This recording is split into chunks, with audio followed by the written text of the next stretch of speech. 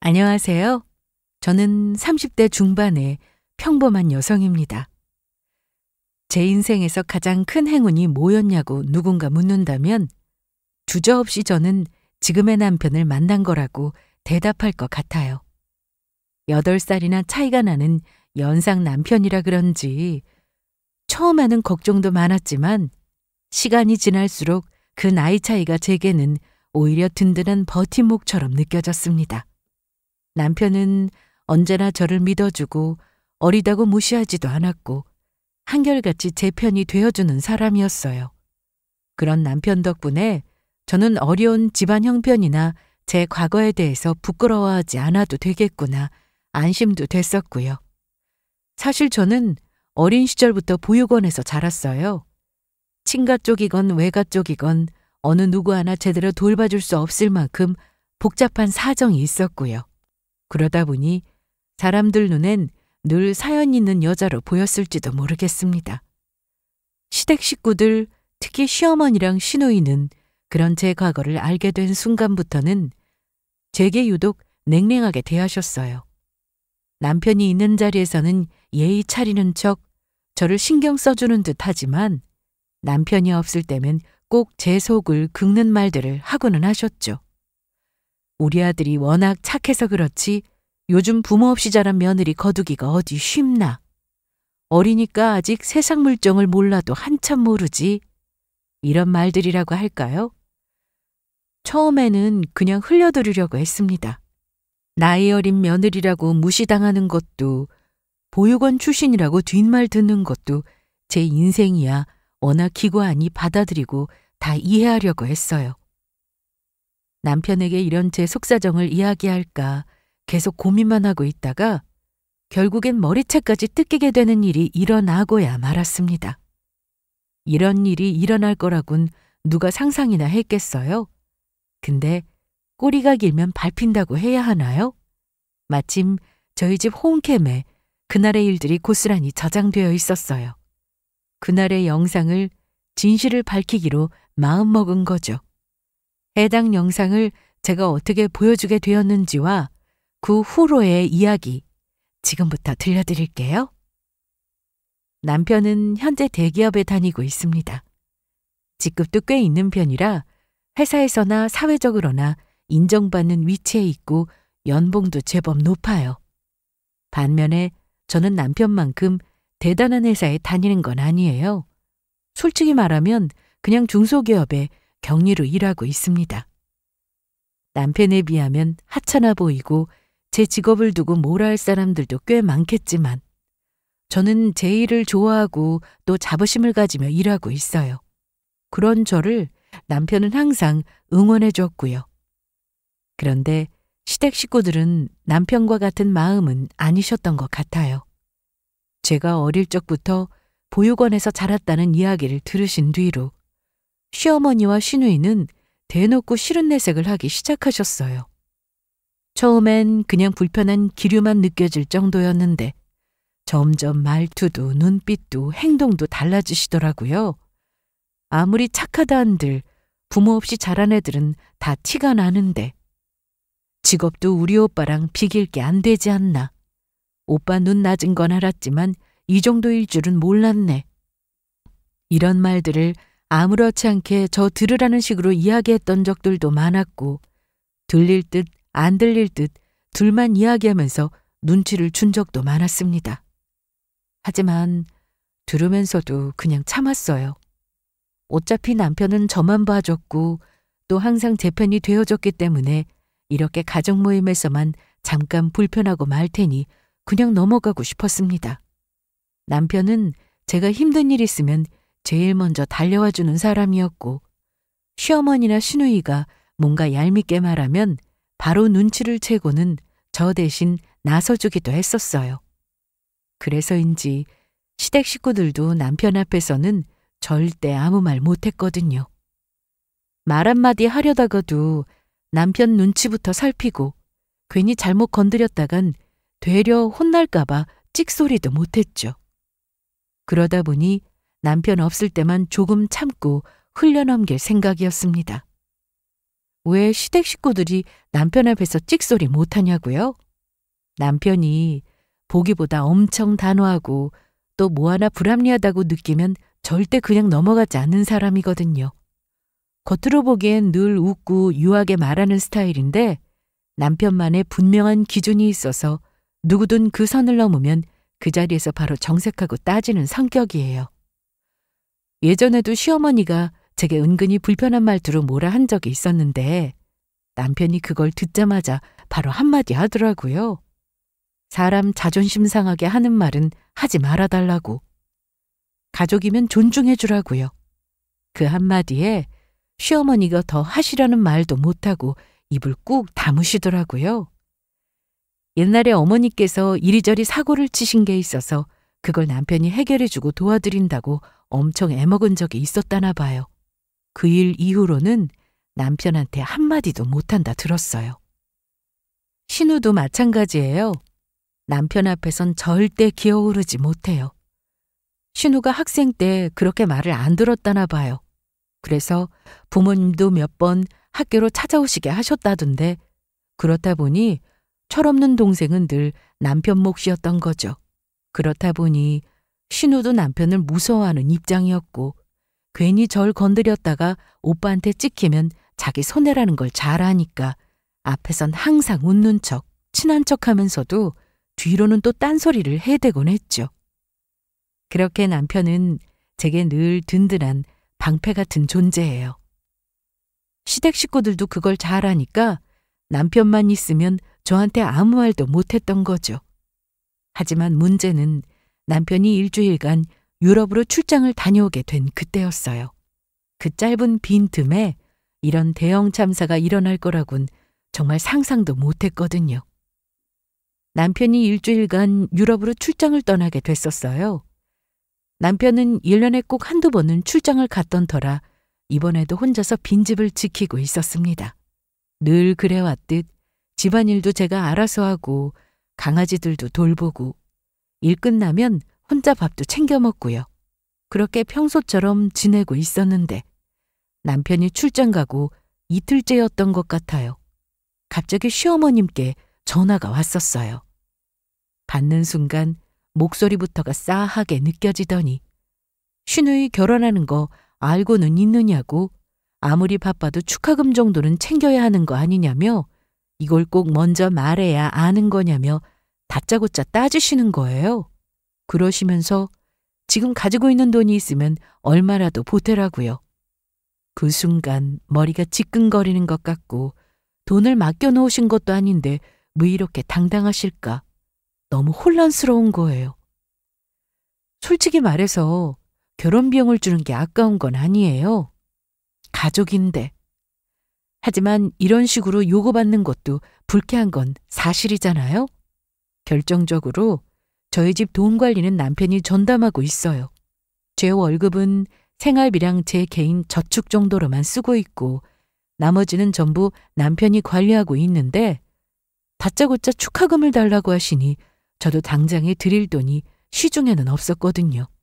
그래서 어머니께 조심스럽게 말씀드렸어요. 저희 집 돈 관리는 남편이 하고 있어서 지금 당장 드릴 수 있는 상황은 아니고 남편이 돌아오면 꼭 말씀드려보고 전달해드리겠다고요. 그 말을 듣고 시어머니는 퉁명스럽게 대답하시고는 획 하고 전화를 끊으시는 겁니다. 전화가 끊기고 저는 고개를 절레절레 저었어요. 제가 무슨 돈 맡겨놓은 ATM 기계도 아니고 뭐가 그렇게 마음에 안 드셨을까? 나중에 남편 오면 이야기해보고 드린다는 게 그렇게 신뢰되는 행동인지 저 또한 괜히 불편하고 기분이 뒤숭숭했지만 그냥 남편 돌아오면 이야기하자 하고 애써 신경 안 쓰려고 했었어요.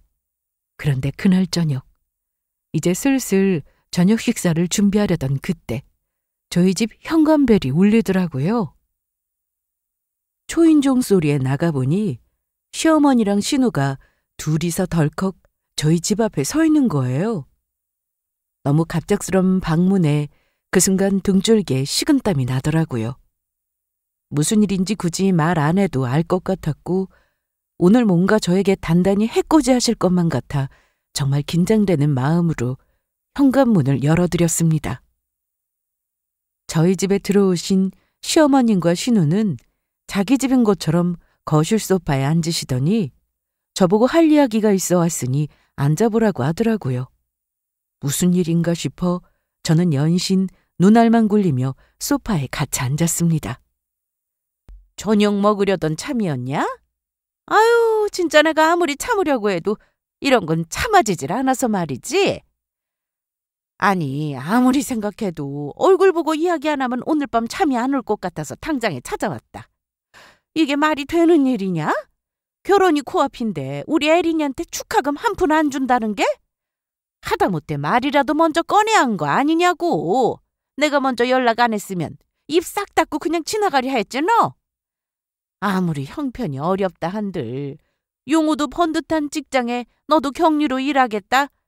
숫자 다루는 직업 가진 사람이 집안 형편도 모르고 살진 않을 거 아니냐? 누가 봐도 네가 관리하는 거 누가 모를 줄 알아? 이 와중에 돈 500도 없다? 뻔히 보이는 거짓말을 왜 해? 시댁이랑 영 끊고 살 작정 아니면 이런 자리는 당연히 챙기게 마련인데 네가 용우 용돈 꽉 쥐고 있으니까 지금 이렇게 나몰라라는 거 아니냐고. 누구보다 빠르게 움직여야 할 사람이 넌데 어쩜 이렇게 뻔뻔하게 모른 척을 하고 있어? 내가 지금 속이 뒤집히는 이유가 뭔지 정말 몰라서 그러냐? 너 같은 애가 우리 집 며느리인 게 자꾸 자존심 상해서 그래. 돈 없는 건 둘째치고 그 태도가 마음에 드는 구석이 없다. 항상 웃는 척, 착한 척 하면서 뒤에선 뭘 꾸미는지 알 수가 없단 말이지.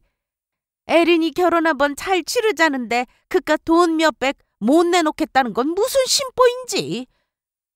어머님, 진짜 오해세요. 돈 관리는 당연히 저도 할 수 있죠. 근데 결혼할 때부터 신랑이 회사 일만으로도 충분히 돈 관리를 스트레스 받을 텐데 집에서까지 신경 쓰게 하고 싶지 않다고 자기가 알아서 관리하겠다고 했어요. 저는 오히려 저 배려해주는 것 같아서 고맙게 생각했고 오빠가 다 맡아서 관리하고 있어요. 제가 직접 들고 있는 건 생활비 카드랑 오빠가 따로 줬던 개인 신용카드 뿐이에요. 현금도 어머니가 원하시는 만큼의 큰 돈은 당장에 없어요. 정기적으로 들어오는 생활비로 장 보고 강아지 용품 사고 식비나 공과금 정도 처리하는 게 전부예요. 남편이 출장 갔다 돌아오면 이야기해보겠다고도 말씀드렸잖아요. 돌아오면 바로 이야기해보겠다고요.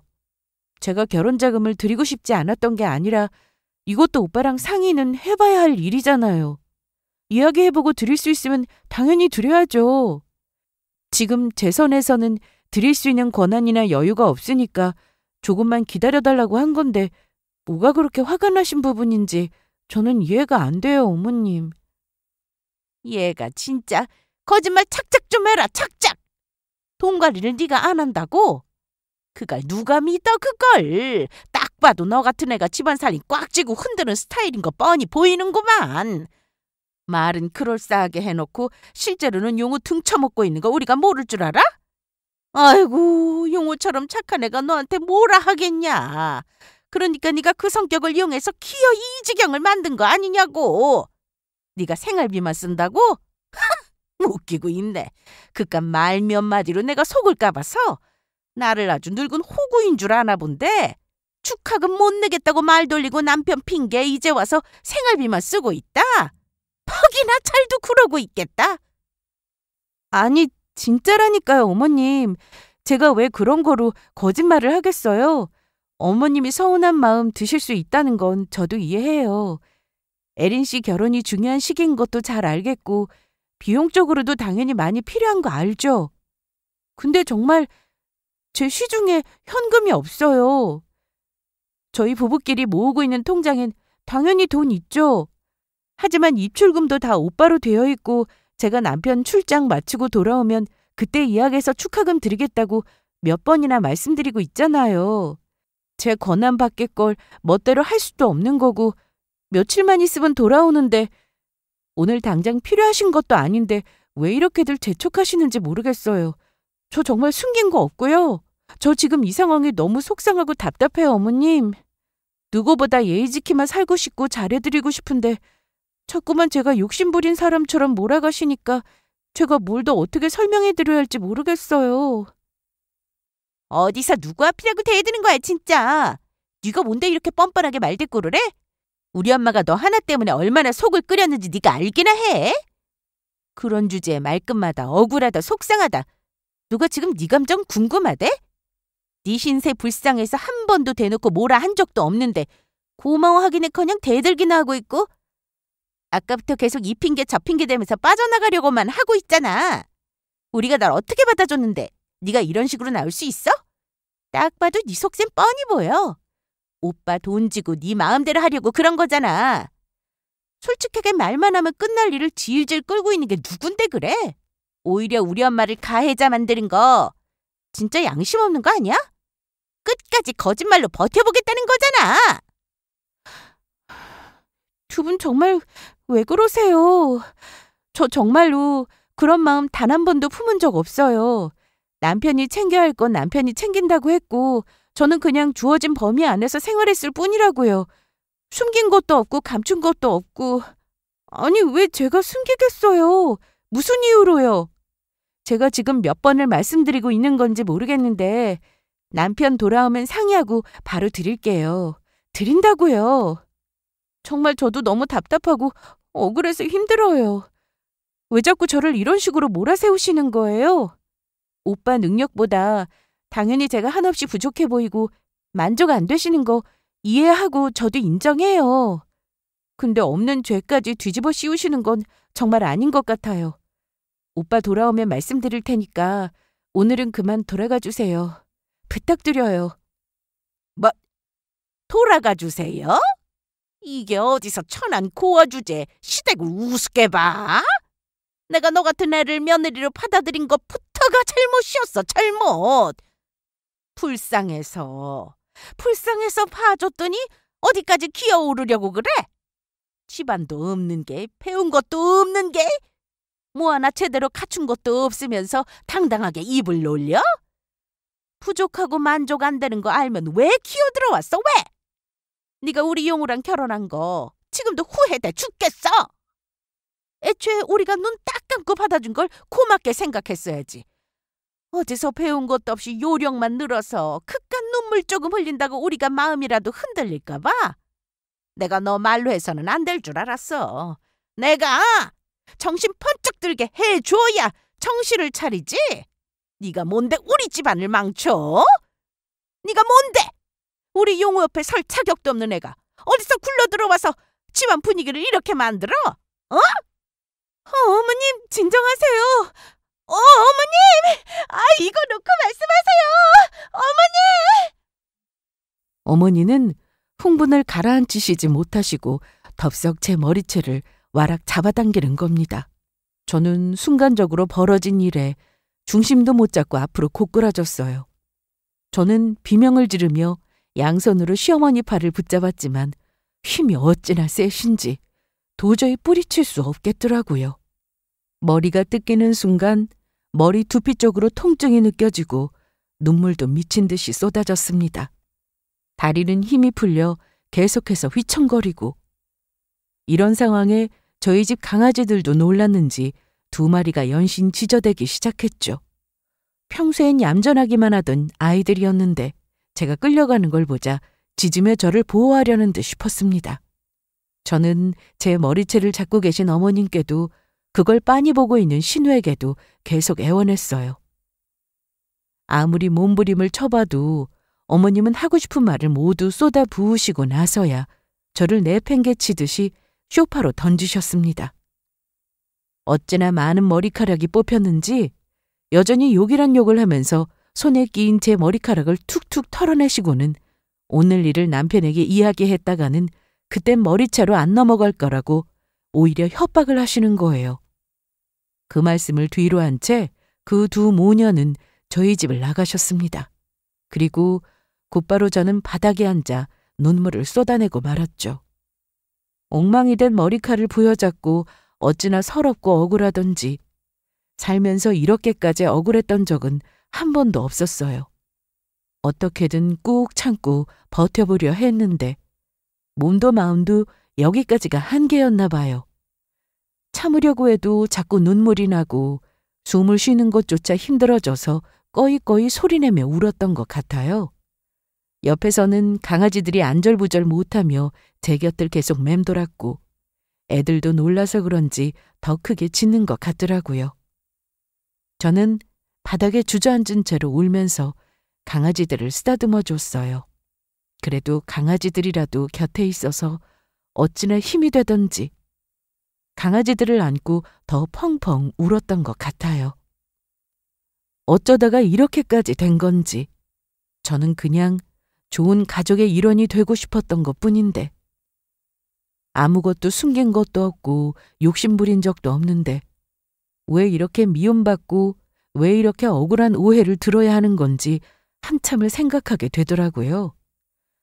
정말 부모 교육 못 받고 자란 게 이렇게까지 싫은 소리를 들어야 할 일인지 보육원에 자란 게 그렇게 큰 잘못인지 아니면 중소기업에 일하는 게 문제인지 저의 모든 것이 싫으셨나 봅니다. 저는 널브러져 있는 거실 러그를 정리하면서 눈물을 닦고 자리에서 일어났어요. 근데 거실 구석에 있던 홈캠이 제 눈에 들어오는 거예요.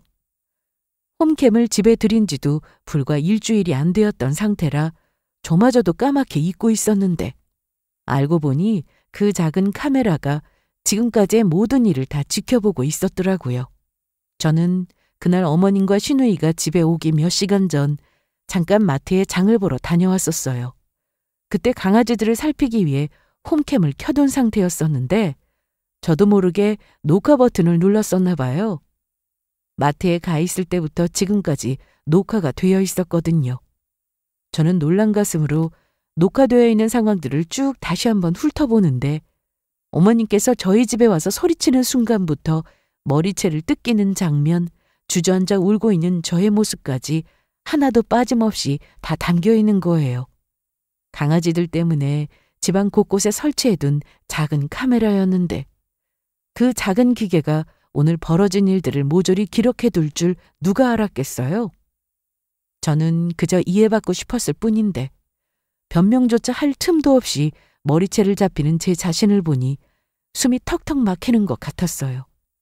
솔직히 순간순간 화도 났고요.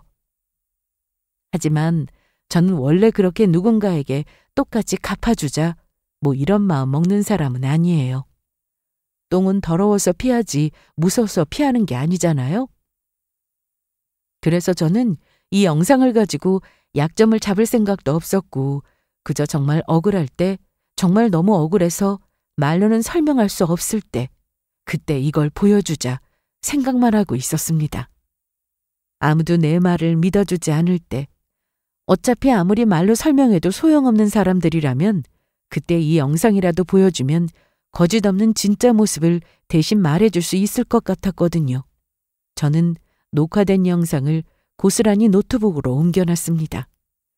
이 영상을 터뜨리게 되는 날이 과연 있을까 하는 조마조마한 마음으로요. 다음 날이 되어도 시댁에서 어느 누구 한 명 사과 연락 오는 사람이 없더라고요. 당연히 사과를 기대했던 것도 아니었지만 아무 일도 없었다는 듯이 지내는 게 제가 꼭 투명인간이 된 것 같았어요.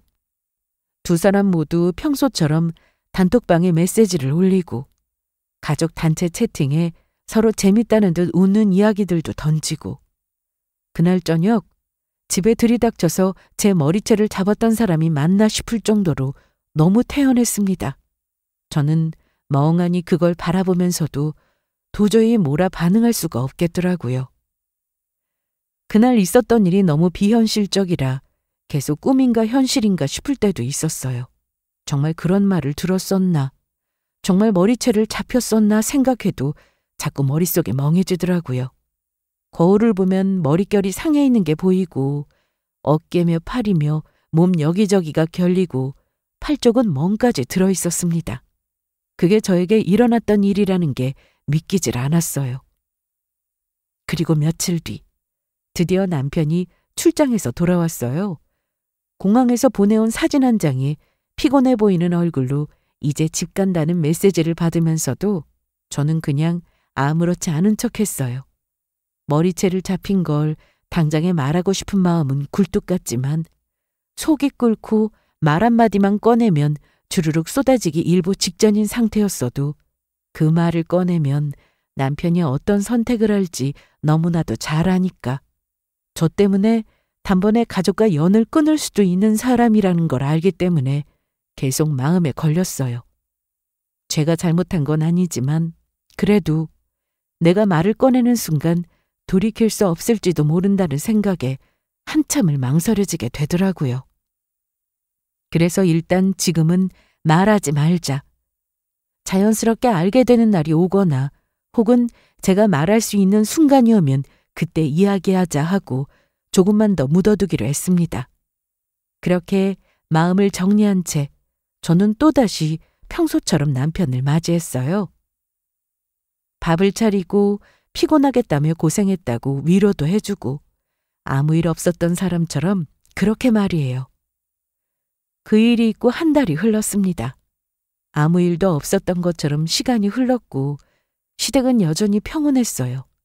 정확히 말하자면 그날 있었던 일에 대해선 단 한마디 사과도 없고 애초에 그런 일이 없었던 것처럼 모두가 싹 입을 다물고 있었죠. 그렇게 어영부영 지나가던 어느 날 시어머님 생신이 다가온다는 연락이 왔습니다. 다 같이 모여서 저녁 식사를 하자는 가족 단톡방 메시지 하나로 또다시 그 자리에 참석해야 할 명분이 생겨버렸죠. 그리고 그 즈음 신우이한테서 따로 연락이 왔었어요. 조만간 엄마 생신인 건 알고 있지? 요즘 SNS 보면 며느리들이 부모님께 축하 영상 만들어서 감동 주고 뭐 그러는 거 많이 하던데 그런 거 하나쯤은 해도 괜찮지 않겠어? 넌 손재주 좋잖아. 그림도 잘 그리고 난 똥손이라 그런 거 못하니까 네가 만들어서 준비해봐. 이런 거라도 해야 엄마가 널 조금이라도 좋아하지 않겠어? 라는 문자 메시지였습니다. 저는 그 문자를 몇 번이나 읽었는지 몰라요. 평소처럼 반말에 명령인지 부탁인지 모를 톤에 그리고 그 속에 깔려있는 그날은 잊은 거로 하고 다시 예쁜 며느리 역할이나 해라는 의미가 너무 뻔히 보여서 더 화가 나더라고요. 사실 제가 그림 그리는 걸 아는 건 집안 곳곳에 제가 그려둔 소품들이 많았거든요. 거실 액자며 강아지들 밥그릇 옆에 놓인 작은 일러스트까지 손으로 하나씩 그려서 채워놓은 것들이 있는데 어느 날 신우가 그걸 보더니 은근히 이런 건 잘하네 라고 말한 적도 있었고요. 그 뒤로 손재주 좋다는 말이 시댁 식구들 사이에서 돌기 시작했었어요. 그런데 그 손재주가 이제 와서는 시어머니 생일 축하 영상을 만들어라는 이유가 돼버리니 솔직히 좋게 느껴지지 않았습니다. 그날 저를 머리채까지 잡던 사람이 주인공인 영상 속 모습이 아직 제 기억엔 선명한데 그 생일을 축하하는 영상을 만들라고 하니 뻔뻔하다는 생각도 들고 너무 괘씸하게 느껴지는 거 있죠? 핸드폰을 내려놓고 한참 동안 멍하니 생각해봤어요. 신우이의 메시지를 어떻게 답해야 할지 또 이 상황에서 제가 뭘 해야 할지 머릿속이 복잡했습니다. 축하 영상. 이상하게 그 단어가 계속 맴돌았어요. 평범한 생일 영상이었으면 저도 아무 말 없이 만들어줬을 거예요. 하지만 그날의 일들이 자꾸만 머릿속을 맴돌고 있으니 어느 것 하나 제게는 평범하게 다가오지 않았거든요. 말로 설명할 수 없는 억울함과 창피함, 그리고 말하지 못했던 수치감까지. 그날 이후 저는 하루에도 몇 번씩 머리 뚝 끼던 순간들이 생각나 힘든 순간들이 많았었어요. 그런데 지금 이렇게 영상 편집을 부탁받고 나니 한편으로는 이게 기회일지도 모른다는 생각이 들더라고요. 억지로 제가 만들어낸 기회도 아니고 일부러 만들어낸 판도 아니니까요. 그저 저에게 했던 무례한 행동들을 그 사람들에게도 한 번은 똑바로 보게 하고 싶었어요. 그날 어떤 일이 있었는지를, 제가 얼마나 참아왔는지를, 그리고 이 집안에서 제가 어떤 대우를 받았는지를요. 그래서 저도 진실을 밝히는 자리로 만들어야겠다 싶었습니다. 다른 건 편집하지 않고 그날 그 영상 그대로를 보여주기로 했습니다. 생일 축하 영상. 이 집에서 며느리로 살아온 제가 준비할 수 있는 아주 솔직한 축하의 방식으로요. 시어머님 생신날이 되었어요. 고급스런 식당에 룸으로 돼 있는 곳으로 안내받았습니다. 식당은 평소에도 돌잔치나 여러 행사를 많이 하던 식당이라 그런지 방 안에서도 영상을 틀어서 볼 수 있게 마련되어 있었어요. 남편, 시어머님, 시아버지, 시누이까지 늘 보던 얼굴들이 한자리에 앉았죠. 저는 식사 내내 말없이 웃기만 했어요. 표정 하나하나 조심하면서 괜찮은 척, 아무 일 없던 척. 시어머님은 흐뭇한 얼굴로 상을 바라보시고 시누이는 자꾸 제 눈치를 보더라고요. 영상 준비해왔지? 식사 끝 무렵 시누이가 조용히 제게 물었을 때 저는 고개만 그냥 끄덕였어요. 제가 무슨 생각으로 준비했는지는 아무도 모르겠지만요. 신우는 그럼 지금부터 며느리가 준비해온 영상을 함께 틀어보자며 주의를 집중시켰고 아무것도 모르는 시어머님도 좋다고 박수치고 계시더라고요. 시아버님도 기특하시다며 기대를 잔뜩 하고 계신 게 눈에 보였고요. 남편도 그저 흐뭇하게 저를 바라보고 있었습니다. 남들 다 웃고 기뻐할 때 저만 긴장감에 등에 땀이 나더라고요. 저는 손에 쥔 USB를 천천히 꺼내 들고서는 벽 쪽에 세워져 있던 노트북에 연결했고 영상 폴더를 열고는 그대로 파일을 실행시켰습니다. 어떤 음악도 없고 인사도 없는 시작 영상에 저희 집 거실에서 저만 오로지 비추고 있는 영상이었죠. 처음에는 어리둥절한 분위기였어요. 다들 영상을 잘못 튼 거 아니냐며 웅성웅성 대셨고 시어머님은 그 화면이 어떤 장면인지를 눈치채신 듯 정색하신 채 눈을 커다랗게 뜨고 저만 바라보고 계셨고 시누이는 이게 지금 무슨 장면인가 싶은 눈으로 가늘게 뜨고서 화면을 들여다봤죠. 영상에서는 곧이어 시어머님과 시모가 저희 집으로 들어오는 목소리부터 시작해 소파에서 저에게 삿대질하며 고함을 치는 장면이 모조리 나오고 있었습니다. 그 장면을 보는 가족들 모두 표정이 제각각이었어요.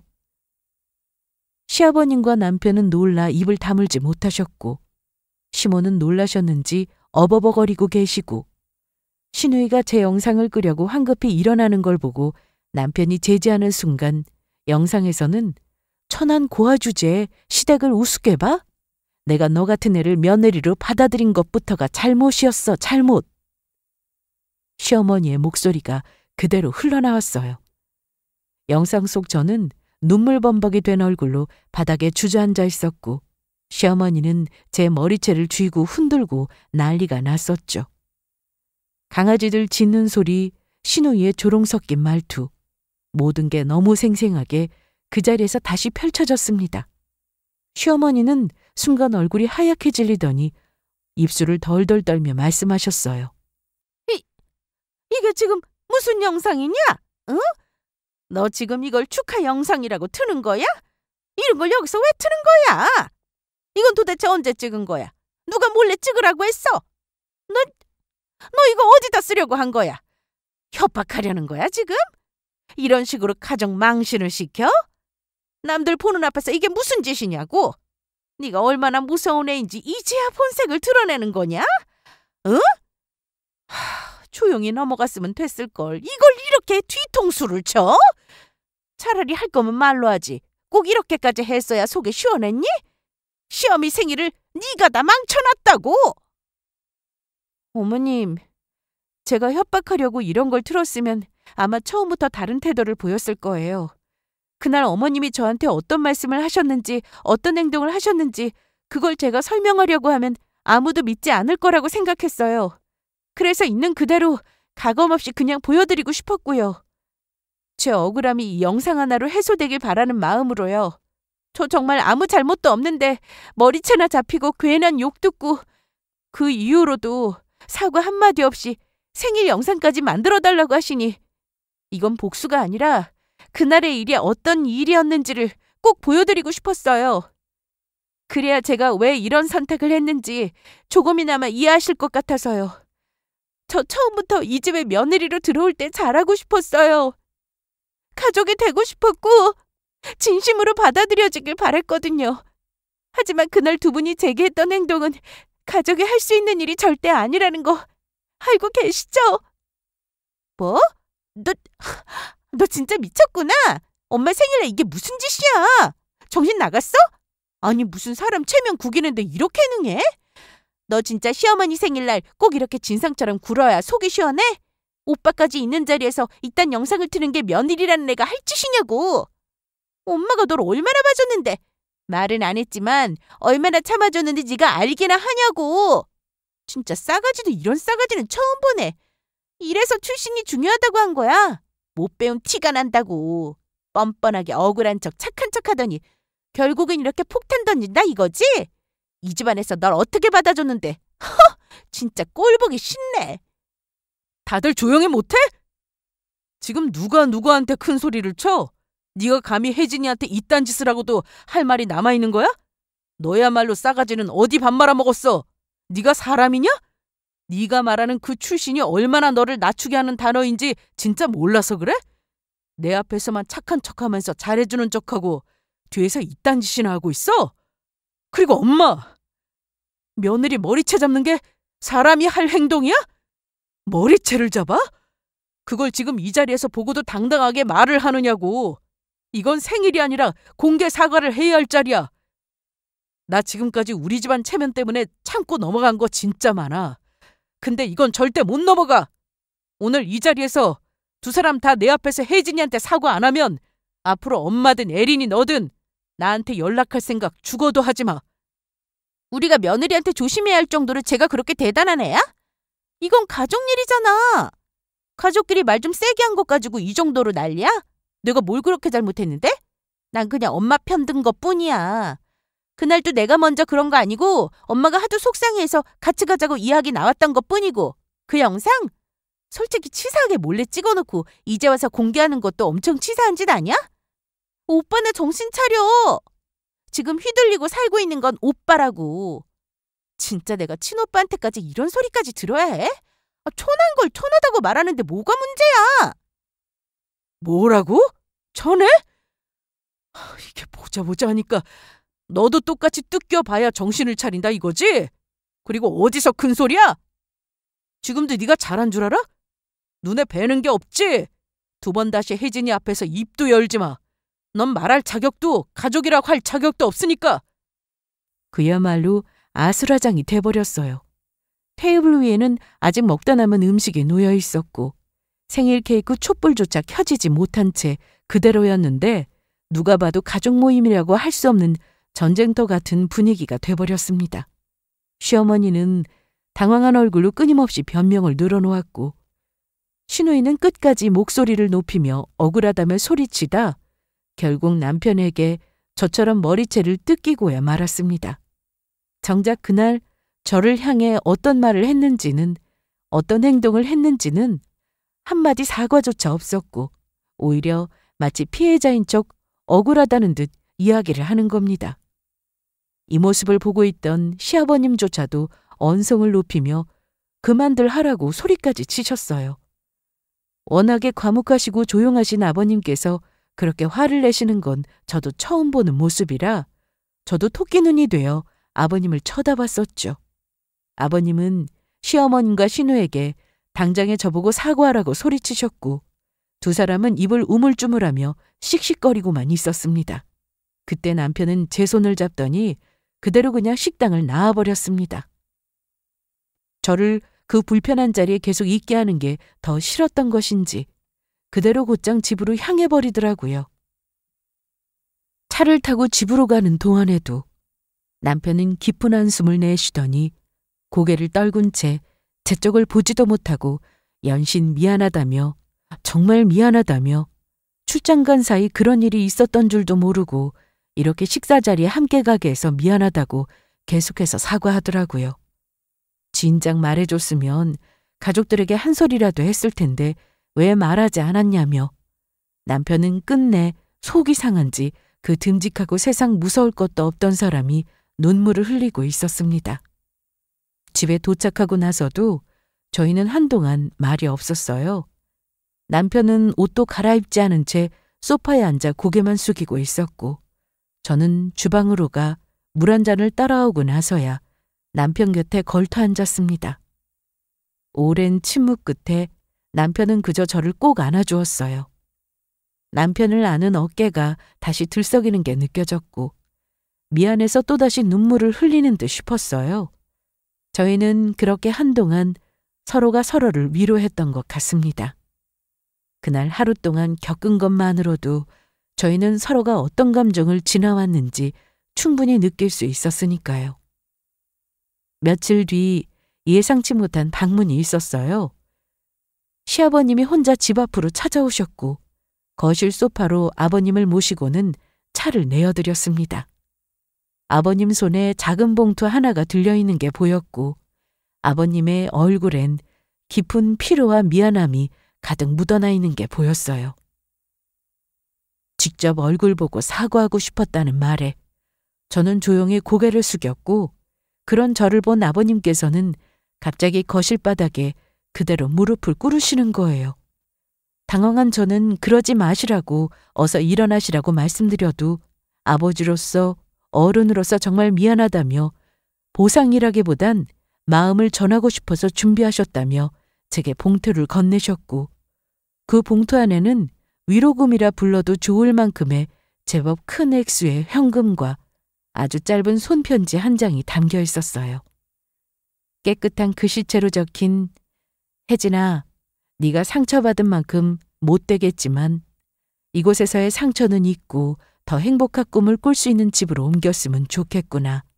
정말 미안하다는 문장이 적혀 있었습니다. 아버님은 못난 아내와 딸을 용서하라며 시댁과 멀리 떨어진 곳으로 이사가도 좋으니 이 집에서의 상처는 잊고 더 좋은 곳으로 이사하라며 무려 현금으로 2억을 주시는 거예요. 너무 큰 액수에 놀란 저는 남편에게도 이 이야기를 전했고 이 돈을 어찌해야 하나 고민하던 그때 며칠 뒤 이번엔 시어머니와 시누이가 시아버지와 함께 저희 집을 다시 찾아오셨어요. 현관문을 열자 두 사람은 고개를 깊게 숙인 채로 서 있었고 그런 두 사람을 향해 아버님은 소리치셨습니다. 두 사람, 이제 어서 말해. 그날 일 미안하다고, 다시는 안 그러겠다고 혜진이 앞에서 당장 사과해. 내가 그렇게 당신을 그토록 오래 봐왔지만 살면서 자기 자식한테조차 손 찍어 마지도 않던 사람이 어디서 며느리한테 그렇게 손을 올려? 그리고 너 에린이, 너도 오빠 부인한테 그런 막말을 퍼부어? 내가 너를 그렇게 가르쳤든? 그동안 참아온 혜진이한테 그런 짓을 하고도 사과 한마디 없이 넘어갈 생각이었던 것 같은데 이제 모두가 안 이상 내가 절대 그렇게는 못 둔다. 당장에 사과해! 어서! 아니, 여보, 그때 나도 너무 속이 상해서 실수로 그런 거야, 실수로. 나도 정신도 없었고. 속이 상하면 남의 머리채를 잡아도 된다는 거야? 말이 되는 소리를 해야지. 이 집안에서 며느리한테 그런 짓을 해놓고 그날 이후로 연락 한 통 없었던 건 뭐야? 사람 하나 무시하고 윽박질러 놓고 생일 핑계대면서 영상까지 만들라고 시켜? 사람이 부끄러운 줄 알아야지. 지금까지는 내가 참았지만 이젠 집안 어른으로서 그리고 아버지로서 절대 그냥 넘기지 않는다. 아빠, 나도 그렇게까지 하려던 건 아니었어요. 그땐 엄마가 너무 흥분해서. 너 조용히 못해! 너는 옆에서 부추기기만 했지. 사례 분별도 못하고 말이야. 처음부터 끝까지 다 보고 들었으면서 뭘 그렇게까지 하려던 게 아니야. 네가 한 말, 행동, 그게 사람이 할 짓이냐? 지금도 억울하다는 표정 짓고 있는 거면 그냥 앞으로 내 딸하지 마라. 아빠 없는 사람으로 살기 싫으면 혜진이 앞에 무릎 꿇고 잘못했다고 말해. 누가 시켜서 하는 게 아니라 사람이면 당연히 해야 하는 일을 왜 이렇게 질질 끌고 있어들? 너도 결혼 자금이랍시고 돈 타령하고 있는 거 다 아는데 이 자리에서 사과 안 하면 땡전 한 푼 안 보태줄 줄 알아. 그리고 다시는 니들 입에서 출신이 어떻고 이딴 말 나오면 그때 나도 너희랑 인연 끊을 것이고 당신도 이 집에서 쫓겨날 줄 알아. 그래. 저, 혜진아, 그날은 내가 좀 심했다. 너무 순간적으로 화가 나니까. 그만 그렇게 됐다. 그날 내가 그랬던 건 나도 사람인지라 감정이 앞섰던 거고, 어쨌든 내가 머리채까지 잡은 건 잘못했어. 사과하마. 미안하다. 앞으로는 그런 일 없도록 하마. 나도 미안해. 그날은 그냥 엄마 편들고 싶었던 것뿐이었는데 사실 이렇게까지 커질 줄은 몰랐어. 그날 말한 거 영상으로 다시 들으니까 나도 많이 반성했어. 내가 그런 말을 좀 심하게 한 것도 맞더라고. 출신이 어떻고 저떻고. 그런 말 한 건 진심으로 미안해. 앞으로는 그런 말 안 할게. 됐지? 두 사람 모두 말은 했지만 진심이 묻어나는 느낌은 아니긴 했어요. 마지못해 이 정도면 됐지라는 태도가 다 느껴졌고 저는 그저 묵묵히 그 사과를 받아낼 뿐이었거든요. 그 순간 어떤 감정도 들지 않았어요.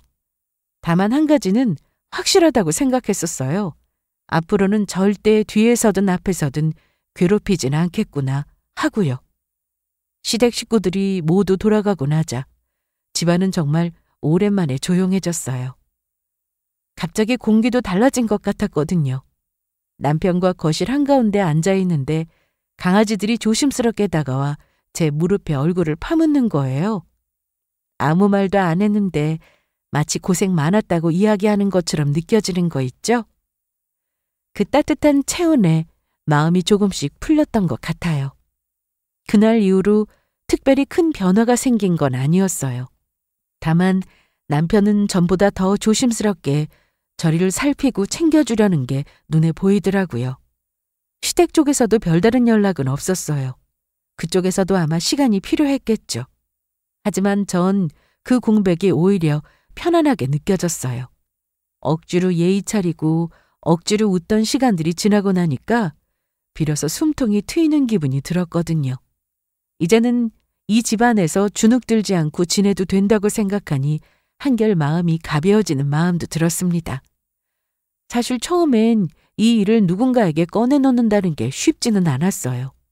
창피하기도 하고 억울하기도 하고 말해봤자 믿어주지 않을 거란 생각도 들었거든요. 하지만 이렇게 하나하나 꺼내놓다 보니 힘든 시간이었지만 마음은 후련한 것 같아요. 참 많이 참았고 참 많이 외로웠던 시간이었거든요. 하지만 덕분에 저는 더는 참고만 살지 않기로 했습니다.